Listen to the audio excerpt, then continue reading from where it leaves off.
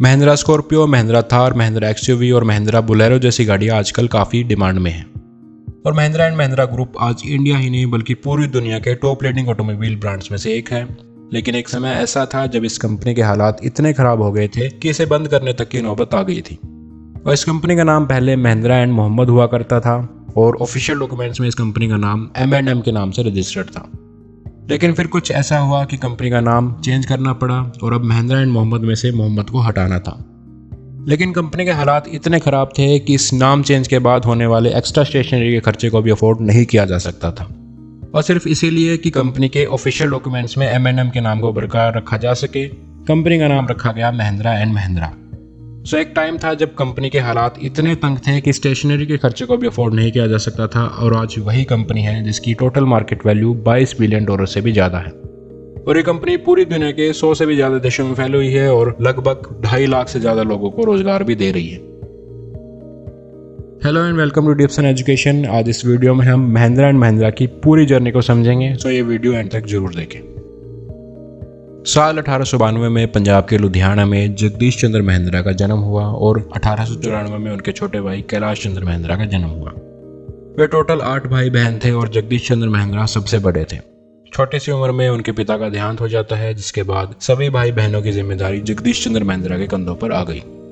लेकिन जगदीश चंद्र महिंद्रा एजुकेशन में काफ़ी विश्वास रखते थे और इसीलिए उन्होंने अपने सभी भाई बहनों को खूब पढ़ाया और इवन कैलाश चंद्र महिंद्रा को कैम्ब्रिज यूनिवर्सिटी तक भेजा।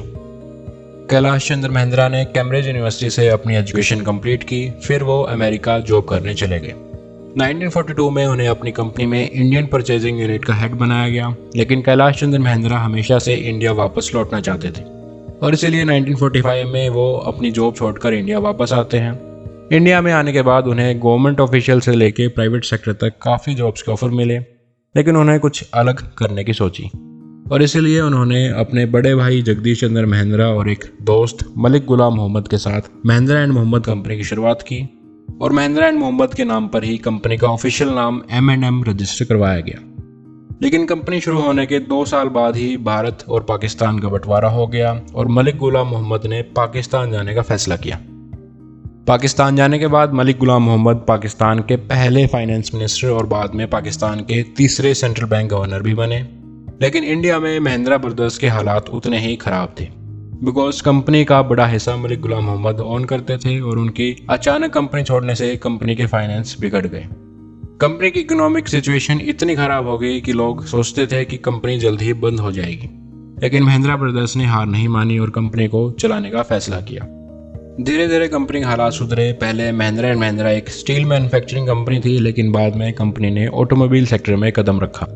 यहाँ पे कैलाश चंद्र महिंद्रा का अमेरिकन एक्सपीरियंस काफ़ी काम आया, बिकॉज अमेरिका में जीप कंपनी के ऑफ रोडिंग व्हीकल्स काफ़ी पॉपुलर थे और जीप से इंस्पायर होकर महिंद्रा ने लाइट ऑटोमोबाइल व्हीकल और ट्रैक्टर्स बनाने शुरू कर दिए। और यही एक वजह भी है कि आज भी महिंद्रा थार का डिज़ाइन जीप रेंगलर से काफ़ी मिलता जुलता है।